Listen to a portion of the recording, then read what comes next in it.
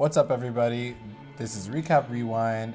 I am JLag. And I'm MB. And we are recapping Game of Thrones, Season 6, Episode 5, titled... The Door. The Door. Like, now I get it. Now I it got all it. makes sense. And I'm really sad. Okay, so we're just going to get right into it. So we start off at the wall. And so this is something I picked up really quickly. Sansa's sewing. So she's sewing something. And if you remember, like, way back in Season 1, she was, like, the sixth seamstress. Oh, yeah. In comparison to Arya. Yeah, Remember, like, Arya was like, I don't want to do anything.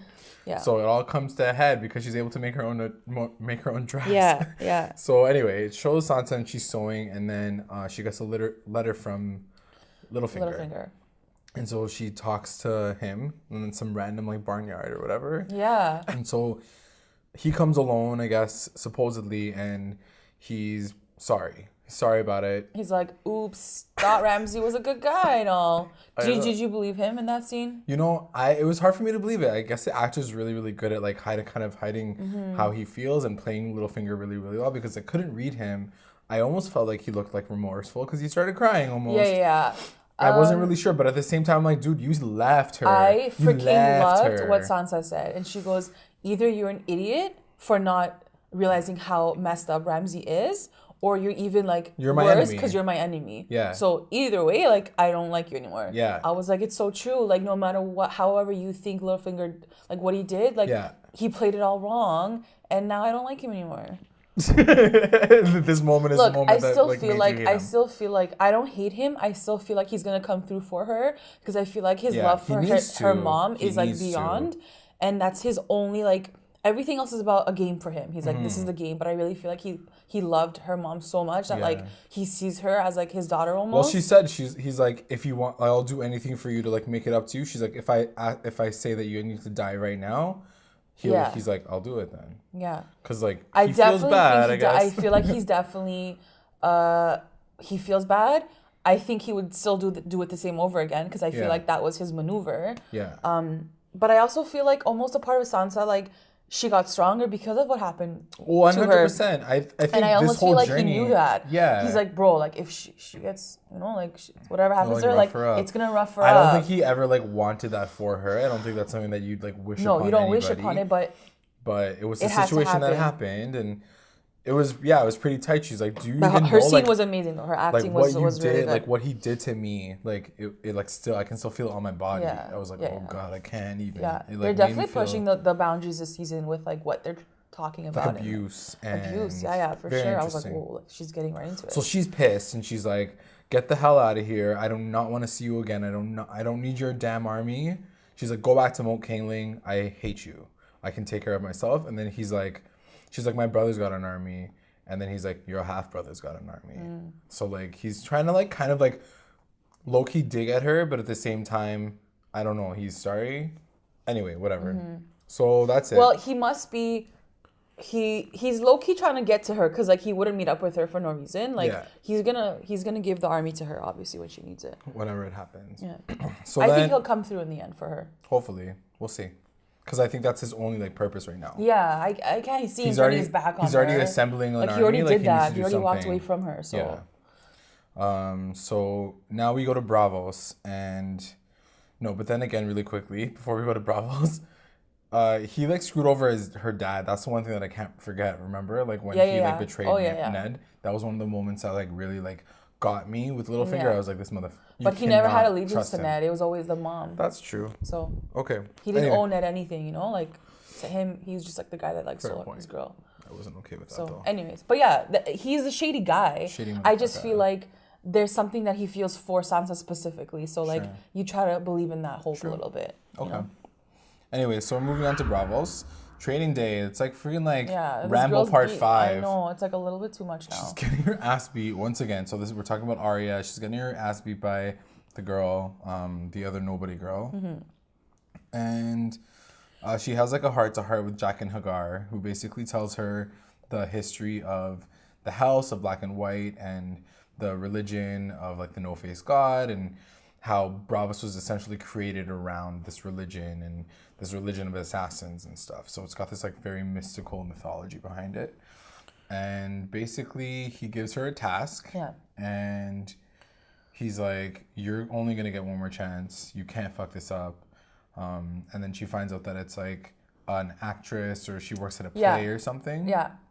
So he gives her the vial, which is like the assassin's like poison thing. So she goes to the show the next day. She goes to the show. She sees what she needs to do. And it looks pretty easy. It was kind of weird that how it was set up. It was like she drinks her own rum. So the play that she's watching is a pretty important like play because it's that whole scene where Ned Stark basically gets his head chopped off. Yeah. Which I feel like we've seen before being done in a play almost. We saw like Joffrey did it like they did something of it. They it. did the one with like the little people. They were like making fun of like the war of the four kings or whatever. So anyway, so it's like a kind of reenactment of all this, and they show her dad as like this really dumb idiot who like has to come up to the main King's Landing, and then he doesn't know what he's doing. And there's a Cersei, the girl that she has to kill is playing like Cersei's role. Yeah. Which is pretty ironic because like Cersei's on her list. Is that her? Who? That is the woman. I think that's the woman. Okay, yeah. So it's kind of linking the fact that like she has to kill Cersei. Like Cersei is on her list. Oh, interesting. Technically, right? I never even thought of it that way. Yeah. Oh, okay, cool. I'm okay with that. Yeah. And I wonder if he's gonna explain. Anyway, so she goes backstage. She's kind of like lurking and she's looking at Cersei, like fake Cersei, and she's drinking like rum. So Arya's like to Jaqen, and she's like, I'm gonna like spike her rum. I'll poison her that way. And then Loki, she's like, but like she seems like a cool girl. Like why am I killing her? Like and he's like, don't ask questions. Basically he says like a girl needs to decide if she's willing to like serve the no face god. And then he's like, servants don't ask questions. They don't ask questions. And someone paid to have her killed, right? Like so that thing was paid. You just gotta do it. That's it. You know? And she asked the questions like, but basically like why? And I wrote it down because I thought it was a pretty cool quote. It was, does death only come for the wicked and leave the decent behind? I love that. And I was like, true. Yeah. If that was the world, the way the world worked, then we would not have a lot of evil people in the world right now. Exactly. So we leave that scene. So we leave Bravos, I think, for the rest of the show, for the episode. And we go to I don't know what to call this area. It's way up north. But obviously. Also there was an important thing that they said in Bravos because even the girl said it. She goes something like the no-faced men are not the children of lords and ladies. Mm-hmm. Because she called her Lady Stark, right? Yeah. So I was like, oh, like, is that going to come back into play? The fact that she's royalty? Like. So yeah, before Jaqen goes into the history of it all, he basically does say, he's like, yeah, they've never had someone who's royalty, like her who's wanted to do it. I don't know how much that holds because at the same time, Arya, to me, Arya was never really like. No, I think it's gonna come back into play to be like, you're more than this. Like it's still in your blood. It was interesting to rule something. So she's not gonna stay there. It was interesting to like hear it, area. And like maybe Jaqen knows that like she has a bigger. I think so. She has a bigger purpose for even like that religion to be like a true like faced leader. Mm-hmm. Maybe that's her goal is to be like the queen of the ninjas. We'll see. Sick. We'll see. That'd be cool. I'm like just making that realization now. All right, moving on. We're going to the north. North. The north of the north. Where the tree is. Tree? It's not really the tree. Yes, it's the tree. Yeah. Okay. So, like where the guy's sitting. Yeah. So the three-eyed raven is sleeping in his bunk bed, and what's his name is Bran is in his own other bunk bed, and you watch a sequence where you find out. Like it's springtime, like you see the same tree, and you see it later on in the episode, but you see this tree and you see the children of the Godswood, and we've seen one of them, or maybe a few of them since. They're the ones that are kind of protecting the area that Bran and the Three-Eyed Raven are in. Cave. And they can't, so that place is impenetrable. So from what we know from like 2 seasons ago when Bran went in there, the White Walkers couldn't go in. Right. They were like covered. Right. So anyway, it shows in the memory that they're watching, it's the children of the Godswood creating the very first White Walker. So he's tied to a tree and she puts like this shard of something into his chest. I wonder if that shard was made out of dragon glass. Maybe. And maybe that's why they're so immune to it because it like shatters when they like break. Anyway, so he gets it, and then they wake up, and then Bran looks at her and he's like, you're the ones that created the first White Walkers. And she's like, we had to because of you guys. Like and men. Because of men and because they felt that they were being threatened and their nature was being threatened and stuff. Obviously that turned back on them and kind of screwed them over. Like, but why couldn't they just fight for themselves? Like, why did they need White Walkers to fight for them?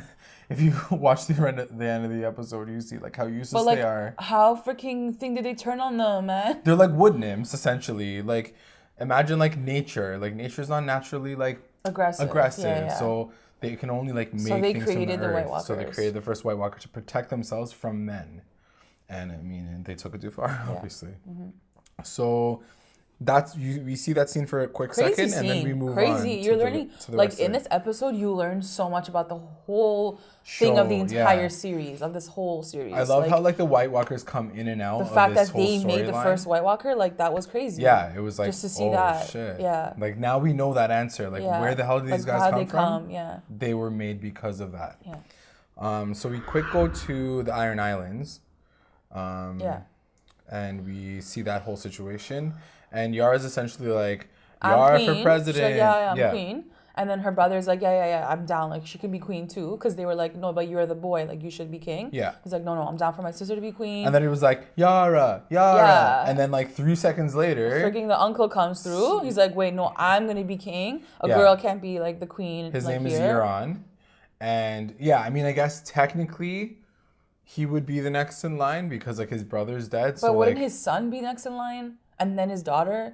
Like, he still has kids. How it works? It doesn't go to the brother, it goes to your kids, true. right? If you don't have kids, then it'll go to your brother. But I guess because both of them because Theon conceded as like the rightful heir. Yeah, but it should go to Yara, these freaking sexism, assholes, hashtag, like, honestly. Like, old So school. anyways, the uncle comes through and he's like, no, I'm going to be king. Mm-hmm. He's like, P.S. I did kill my brother. I pushed him right off the freaking bridge. And he's like, I wish I did it earlier. He's like, he didn't do anything for us. He's like, I'm going to lead us into like the bigger area. Mm-hmm. He's like, I want to build ships. He's like, across the water, there's a Khaleesi with like dragons.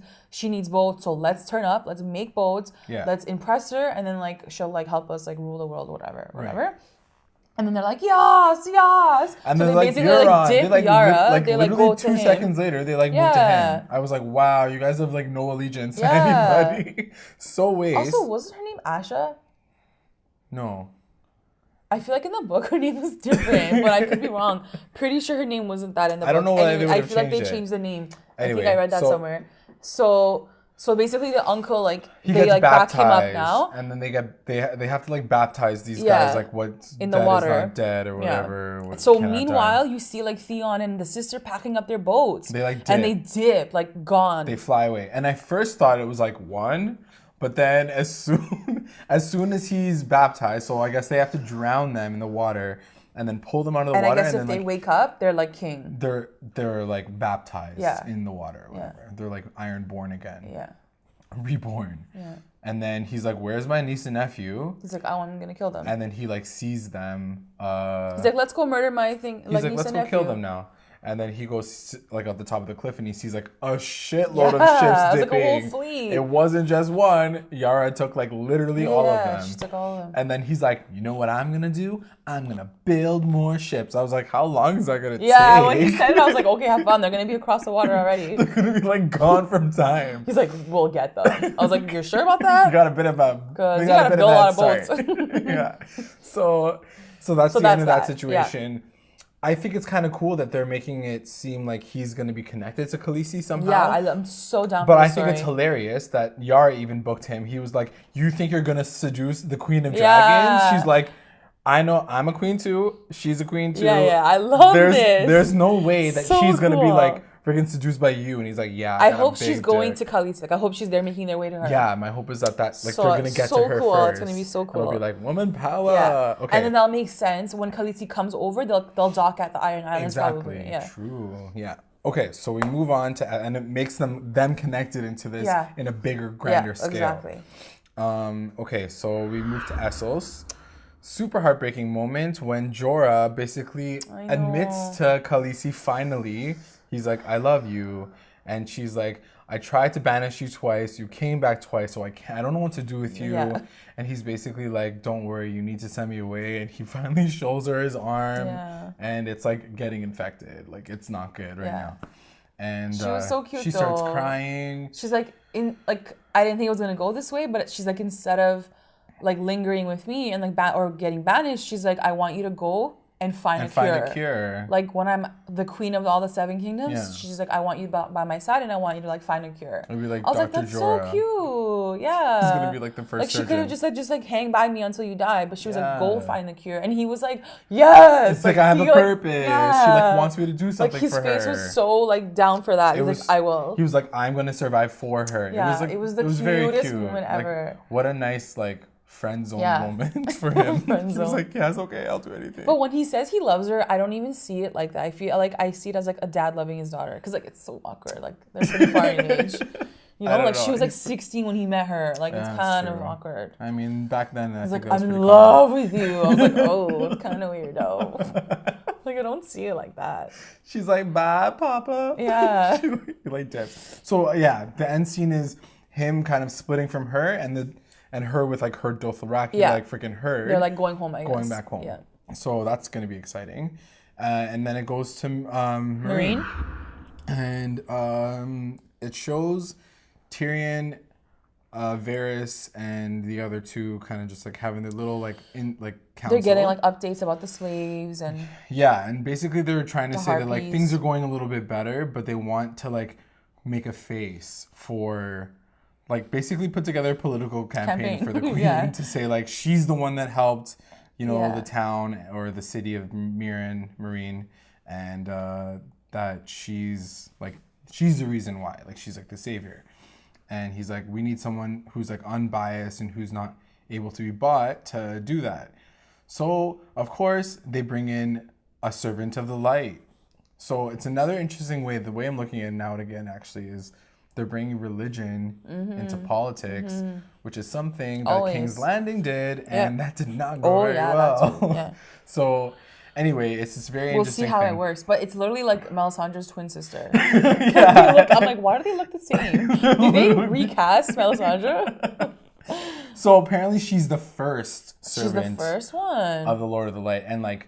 Melisandre is she must be like 800 years old. Yeah, she must be like 1,000, and like Melisandre's like 200. 500, yeah. Yeah, so I have no idea how that works, but he does call her out. Varys calls her out, and is like making fun of her. He's like, one of your girls like went and like she like called the wrong Stannis, and now look what happened. He's dead. So like, why would we believe you? And she was like, remember when they threw your penis into the fire? What did you say then? I was like, whoa! Shots fired. What the hell? Shots fired. He's like, true. He's like gonna cry. Yeah, it was like religion versus Varys, because you could tell that Varys is like... He was so like... I mean, I guess Varys has like a very like strong feeling against it, because that's the reason why he kind of like following someone else's like magic and all this other stuff. That's the reason why he is the way he is, right? And she's like...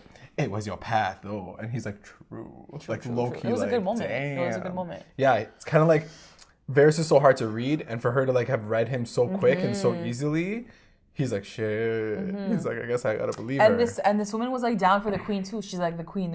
Like, she's down for clemency. Yeah, she's like... I mean, I feel like they all have an air of like sketchiness to them because like you're bringing another group to like someone help very you support. powerful in their own like right too. Yeah. But I think it's a cool addition to like the whole council that they have. Yeah, it'll be very interesting. To see it when she gets back. Yeah, Tyrion's like down for that too. Damn, we're already on episode 5, halfway through the season. Guys. Damn. I know. So okay, so then we go back to the north. North. We go right back up. Is that it? This is the moment that's in the middle of the episode. Where the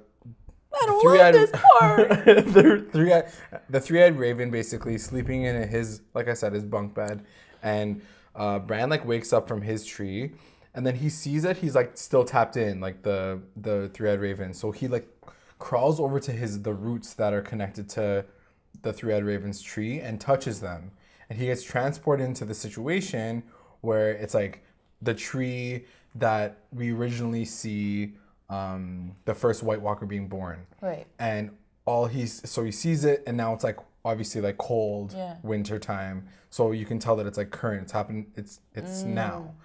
And then he turns around, he sees like a full herd of zombified like dead people that are zombified by the White Walkers.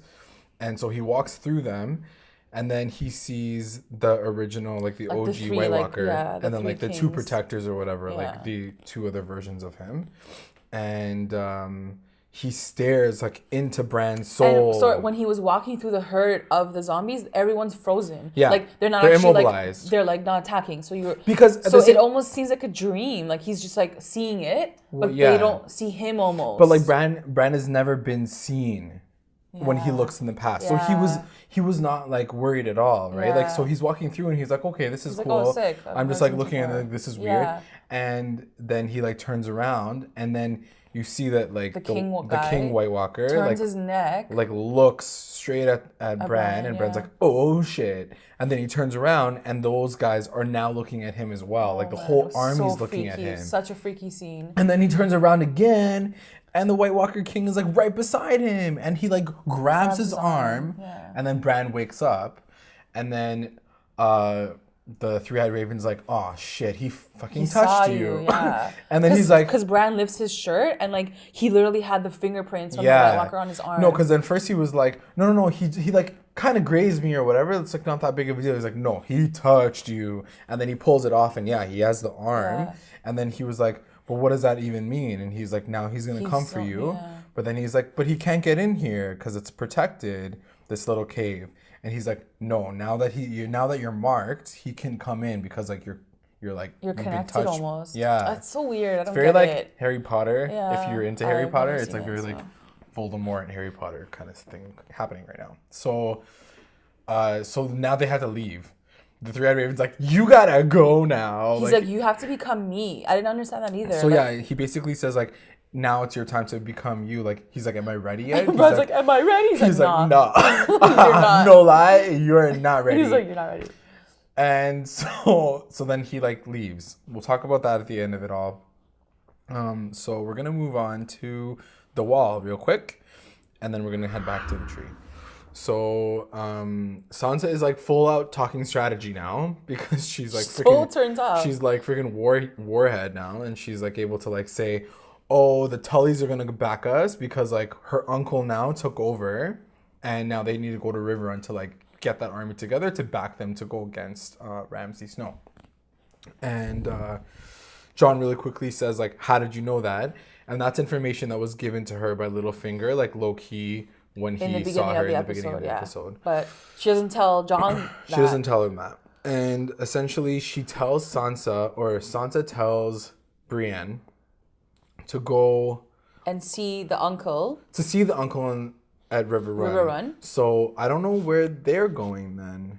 Where... They might be going to like the other two places. Remember how Jon was like naming off the other places? Oh, true. He said Mormont, so that's Jorah Mormont's like family's place. Oh, is it? Yeah, like one of the places they were talking about was Mormont. I was like, oh, cool. I don't know if that mean and then like Hogstown or whatever, which is another one that I guess they're going to like different area. Like they're gonna go to different areas. Yeah, and Sansa's like trying to reassure everybody like the North remembers, and like so she tells Brienne to like go talk to the guy by herself, and like Brienne's like, I don't trust these people. She's like, I don't want to leave you. Like. And then like the redhead like was like lurking on her. Yeah, so Brienne was like, no, I don't want to leave you. Like I'm gonna protect you. She's like, no, please go, and then like come back, whatever. Yeah. So then the next scene was like them about to leave like the whole area, Sansa, and then the lumberjack guy is like totally hitting on Brienne, like, and she's not even like playing it up. She's like, yeah.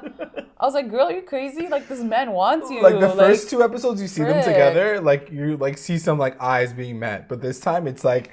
Yeah, he's like giggling. He's like giggling. Yeah. It was so funny. So cute.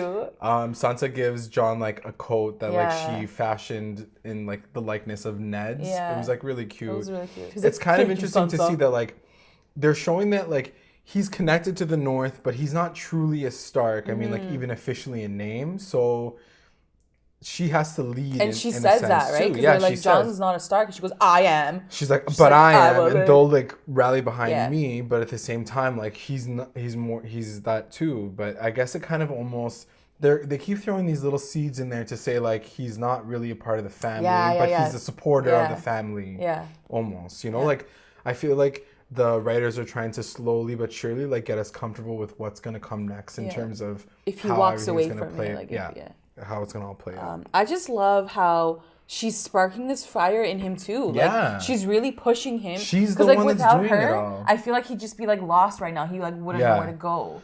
I mean, Brienne says it too. She's like, he's really broody. Like, all he does is brood. But it's really cool to see them together. I love that. Yeah, it makes me really happy every moment that they have. Like, even he's surprised by like her maturity level now. Like when he's given the code and stuff. Can you imagine when he left her? Like, she was a different person. She was a child and she was such a spoiled brat. Like, he's so happy now, probably. Okay, so then we move on. We're moving on back. We're going back to the north. And they're all like packing up and shit. Meanwhile, like, these guys are still sleeping. Like, I don't even know why they're Bran and the Raven are still like asleep. Yeah. With their eyes like flipped up. Yeah, but I don't like so like thinking about the time right now. Thinking about it now is like, did you guys think that you had time to do this one more time? I don't know why they like, did that. You have to go, you gotta go. Why they did that. Yeah, it's all like fate. It all like, connects. It's all connected. So basically, Mira. Yeah, she's like packing up. And then she's talking to Hodor, and Hodor, she's like, "Yeah, I can't wait to like have eggs, and I want to go home." And she's fantasizing about like leaving this place that they've camped out for the longest time. So anyway, all she hears like it starts getting really cold, and she sees like her breath and stuff, and she's like, "Uh-oh." She runs to the front gates, and she sees the horde of like all the White Walker army and the 3 White Walkers, like the main White Walkers, waiting at the freaking front door. And I was like, oh shit, how the hell are they gonna get out of this? How the hell are they gonna get out of this? But there's a back door. Yeah, apparently there's one back door. And so he like she like runs back in. They kind of wait. I'm like, run! Like stop looking at each other. Just run. Yeah. So the children of the Godswood are like at the front. So there's like maybe like 6 of them. There's not even that many of them left. No. And they're like, we'll protect you. Like go like get him out of here now.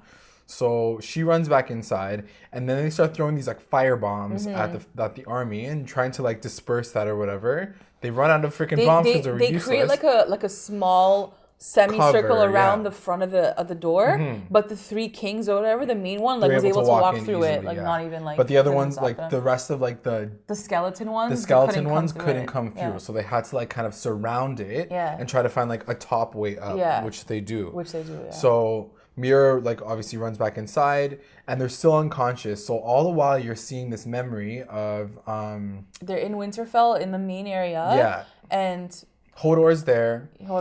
And I think their uncle is there too. They're leaving, right? The dad, like Ned and someone else, they're saying bye to each other. Yes. And that's what Bran is initially watching. But then the focus doesn't even turn. The focus turns to Hodor. Yeah, but it all kind of happens at the same time. Yeah, like the editing was like really back and forth because it's going from that courtyard scene to like them rushing the hell out of this cave. Yeah, because Hodor, as you remember, like Hodor can't like deal under pressure. Like he freaks out. Like it's happened before to Bran where he's had to like go into like warg into him to like control him and stuff. But because he's in this dream sequence, he doesn't know what's happening at that point in time. So while Mira's trying to like get him out, she can't carry him and stuff and get him on the sled. These like White Walkers are breaking into the ceiling, and it's a really bad situation. Super high stress. Like I'm right now, I'm like having a panic attack. Like it's coming on me. So like the children of the Godswood are like they're trying to help out. They're trying to help out, but they're not doing very well because there's literally hundreds and thousands of them. They're breaking through the ceiling. They're like ready to like destroy this entire place.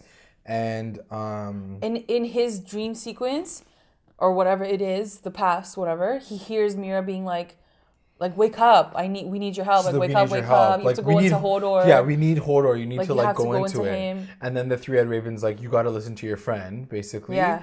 And then he does. So he's able to do it, and he's able to warg into him in the cave, like warg into Hodor in the cave. And Hodor gets up, takes and then the thing, pulls him along, and like tries running. to like pull him down like the secret exit. Yeah. And all the while, like things are, like shit's really going down. Like there's more and more of them coming into that main cave, and a main White Walker comes in, and she throws a spear that has dragon glass on it. It shatters by her, I mean Mira, and then like he explodes or whatever. Yeah. So like one down, but then there's still a bunch of like those like other skeleton ones. So the main one comes up to the 3-Eyed Raven, and all the while you're seeing this memory happen, and like the 3-Eyed Raven in the memory, he's basically telling Bran like goodbye. He's like, I'm done now. You have to like go without me and stuff. And then he disappears because the White Walker like kills him in real life. He like shatters in the dream and then he kills him in real life. Yeah. So that's done with the three-eyed raven, which means like now all it's left on like Bran's shoulders. Yeah. So they're running down the hallway and there's more and more of them coming. And Summer dies, which was like really heartbreaking. I'm like, why are they killing all the dire wolves? This is just a really sad I mean, they're trying to protect him. So like, it's literally all stops like pulled. They need to like, this is the most dire situation he's ever going to be in, is getting away from the White Walkers who are literally coming for him. So, So they get to the hallway. There's only like, one. Children of the whatever blows kind of them up a little bit. Yeah. Then they get to the door. She kills herself. Yeah. And then they get to the door. They open. Hodor has to push the door open. Right. They break through the door. And like Mira's screaming at him because like, and all the while Bran is still in that dream sequence from the past. Yeah. So he's only hearing like echoes of what's happening right now, and he essentially like she's like. Open the door. They get out the door. Hodor closes the door behind them. And then she's like... He has to like kind of push it back. And then she says... Hold the door. And as soon as you hear it... And she's yelling. She's like, hold the door. Hold the door. And then it kind of echoes more and more and more. And it kind of gets bigger and bigger. And then the connections are made by the viewers. And then you're like, got it. Got it. Like, that's why his name is Hodor. But then you don't really understand. So then, like, it shows you what happens in real life or I guess in the past. So Bran's watching it happen. And essentially what he does is, I guess, because he's kind of calling for Hodor and he's hearing Mira's voice saying, hold the door to Hodor, it all kind of gets confused and, like, jumbled up. And he wargs into, like, Bran wargs into... Hodor from the past. And he has like a seizure, essentially. And he falls and he starts screaming Hodor, right? He screams, hold the door. Because that's what he's hearing.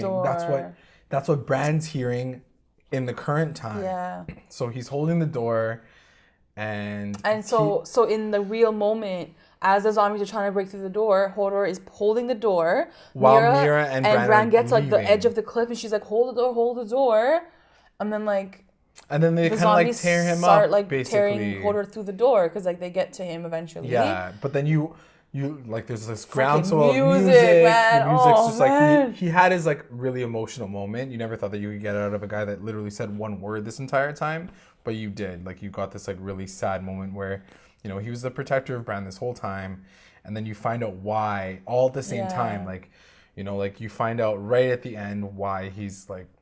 He is the way he is and why he doesn't speak anymore and that's all he could have said. And so he sacrifices himself and then Mira and Bran end up just kind of disappearing into the fog. Yeah. So she's going to have to take care of him. And we like looked at each other and we're like, how is she going to do anything? She's lugging his body now across the snow. Is she going to like sled down a gigantic hill? Because that's literally the only way they're going to be able to. I hope so. Like who's up there with them? Nobody. But let's just talk about what just happened in this moment. Okay. Yeah, sure. Because I was super confused, even from the beginning of how the White Walker even touched his arm. Yeah. Like, this whole freaking past, future, I changed the past to change the future. It's really freaking We talked about it last episode, and we kind of talked about, I don't know, not last episode, but the episode before. So he touches his arm, and the White Walker knows that he's there. He's marked him. So I guess the idea is that the White Walker has the ability to sense somebody there.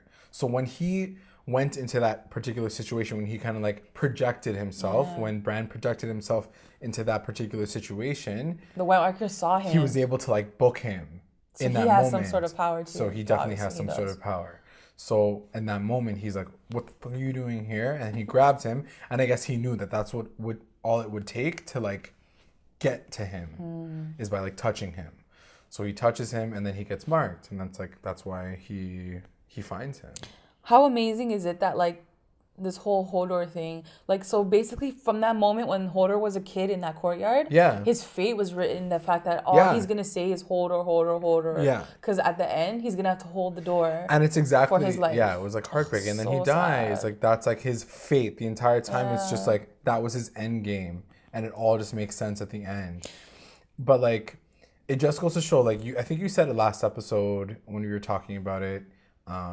That Bran and having that ability to kind of change the past or change the future. And, you know, when he called out to his dad the first time around, that was the first time we really saw that he's able to do something. You see that you said it yourself. You're like, I think he's going to like kind of fuck up. He's going to do something in the past that's going to like affect things, and things are going to go bad for him. Yeah. Which was when he went into that sequence with the White Walker. Yeah. He shouldn't have done that. He was curious, and but at the same time, it's all kind of written. So it's interesting because the Raven guy said, he's like, you're not going to be here. Oh, they said you're not going to be here for long. Yeah. But like, that's the thing. Like, it's very interesting because if you know anything about like futures and like not being able to like break like the fate of people's lives and stuff, even the three-eyed raven knowing what he knows, I'm sure he can't say it himself because he needs it to happen the way it's going to happen. He can't like be like, you guys got to run real quick right now. But why? That's why I was like, why are they having this dream sequence now? It's because I think that like it needed to happen. Oh, like, for sure. Like the three-eyed raven needed to bring him into that moment at that moment, because like it had to work out that way. Yeah. So when you question like, well, freaking the three-eyed raven can like see the future and he could have booked them from a long time and said like you have to leave like 3 weeks from now or 3 weeks ago, then it wouldn't have fallen into place the way it fell into place. And it almost seems like, especially with Bran's story, everyone has a reason and they all serve a purpose in how they're protecting him and getting him through his journey. Like, look at Mira, how far she's come with him. Her brother didn't make it, but he served his purpose too. Like, they're all almost serving their purpose. There's like a written fate for all of them. Exactly. You know? And exactly. I think Hodor was just... And I think that's just the interesting overarching... And it was so sad. Like, yeah. I was like a verge of tears. But knowing that like this was his whole purpose of his life, it's almost more amazing this kid, I was like, no, like this is what had to happen. Like that's how he got his namesake. Yeah. Take that in. Like, that's why he was given that name. That's why he was the way he was his whole life, because when did you know that it was the hold the door? I think as soon as I heard it like the second time. Yeah. As soon as Mira like seeing she it? repeated it the second time, I was like, hold the door. What? And then he had the seizure, and then I was like, oh my God, really he sad. Is going to do he kept saying it. He's like, hold the door. Because that's all he could hear. Oh my God, heartbreaking. I'm getting chills. Yeah, it's really sad. So yeah, I mean, like to that point, it's just very interesting to see that there's all this like this whole idea of fate and how things are kind of supposed to be put in place. Even the things that are happening with Daenerys, and she's like, you know, the Lord of the Light, even, like, you know, the woman from the Lord of the Light was even saying, like, she was the one who was going to bring fire with her dragons and, like, smite all, like, the non-believers. Like, she has a purpose in this point in time of this, like, event right now, too. Like, everybody who's kind of major right now is playing a big role in the larger war to come, which is everybody, like, the like Lord Fire and Ice. The Fire and Ice war. I was going to ask you a question. Hodor and like everything is alluding, like even in the beginning of the season, like there's scenes that are alluding to like what happened to Hodor, like something happened to him that caused this whole cycle. And I was thinking, I'm like, oh, maybe he's like a superhero, like he has some crazy like super strength that he hasn't touched yet. But then like how they've linked it, it was so beautiful. Like it was so beautiful. You said it too, like right after we finished watching the episode, you said that like it's just showing that all these characters have a purpose and they're starting to close. They're closing it. Beautifully tie them up and close them up like George R. R. Martin, I'm like sure. Like taking from season 1, Hodor was Hodor because of this hold the door scene. Yeah. Like that's insane. His whole life. Like it's just... I freaking love this show. And I think that's the extent... Hopefully that's the extent of the confusion you're going to get when it comes to time travel. Yeah. Because we were talking about it before. We were saying how like... time travel can, like, when you think about it too much, it gets a little confusing. Because what you're seeing is Bran forced Hodor to go into that seizure. Yeah. And that's why he was the way he was his whole life. So that just goes to show that there's like this cyclical thing with the past. So essentially and the future. Bran was in the past. Bran was meant to be there to begin with. So crazy and weird. Crazy. So that means that perhaps this is not the only time. This is Hodor affecting one person. I can only imagine, or not Hodor, like Bran affecting one person. Like how many more people? I can only imagine him affecting something for the greater. I think that his abilities, and I think that's something that like the three-eyed raven kept kind of alluding to. The three-eyed raven was never able to like affect the past. He was only able to observe it, or at least that's how he was always using it. But then when he saw that Bran was able to call to his dad, because he was kind of surprised disbelief. Too. He was like, no, he didn't hear you. So I think he kind of just like booked himself. So Bran is more powerful. So Bran is more powerful, which means that he's going to be able to affect more and do more, even though he's completely immobilized. And it's definitely going to come into play in like the later, there's a few, theories floating around as to like how large this could get, but yeah, we'll see. It's crazy. But yeah, I mean, best of luck, Bran. I have no idea where you're going right now. Yeah, I have to say season 6. Mm-hmm. We're at episode 5. We just finished episode 5. Yeah. This probably has been, to be honest, the best season. Yeah, 100%. Like, I know all these shows come up and they're like, this is our craziest season yet. No, this is your craziest season yet. Yeah, for sure. Every single episode has started off with something really good. Maybe the middle wasn't like okay, amazing, but their endings have been on point. And just to see how far they've developed in this first half of the season, it's crazy. Writers are like killing even this it. episode, I looked at you and I'm like, holy crap, we talked about so much. Like so much happened in this one episode. Yeah. It's so good. And like it gives you just enough action at the end. Like it's not just like talking, like, tying up all these little, explaining all these little pieces that are going to become a part of the larger story. It's also giving you a little bit of action at the end. So you're just like, oh shit. I think Khaleesi, like in one of the interviews, she was like, literally something happens in every single episode. And I was like, amazing. Yeah, okay, you're just saying that. Because you know how they always talk? Like, they always talk big, The Walking Dead. And I was like, yeah, okay. But no, she's like on point. Like every single episode, something crazy happens. Yeah. More than one even. This is the best writing. And I think it's just because of the fact that, for one, nobody knows what's going to happen. And like, because the writers know the final story, they're able to pace it out exactly how they want to pace it out. This is the perfect example of how every show should be written with a beginning and an end, because yes, you're right, it's the best way. Like, how do you explain Hodor from the beginning, and how do you link it to something in season 6? Like, you have to sort of know how you're gonna wrap everything up. Everybody was important. Like, how are you to think that Hodor, of all people, was gonna be like pivotal, a pivotal situation, and then suddenly they're like, no, that's it. Such a good episode. So good. So good. So sad. Yeah. And that's it. That's it for our show. Am I going to like put my announcement in? I'm not going to. Yeah. Okay, so real quick, guys. This will be like my last one for a couple weeks, I guess. Yeah. I will be traveling the world. I will actually be going to Ireland. You're going to be going to not on purpose to check out, Game of Thrones stuff, but I definitely will be doing that. So I'm going to be gone for 3 whole weeks. You're missing the good missing part. all the good ones. So NB is gonna diligently, still post and do the podcast. I'll maybe try to see if we can do a link in. We'll get you on. But otherwise, we're gonna have a few amazing guests. Special guest hosts. And I'm sure that you guys are gonna kill it. So we'll see you. I feel like the season is already killing it. It is killing it. And it's making it so easy for us because it's killing it. Yeah, for sure. All right, guys. All right. See you next week. Bye.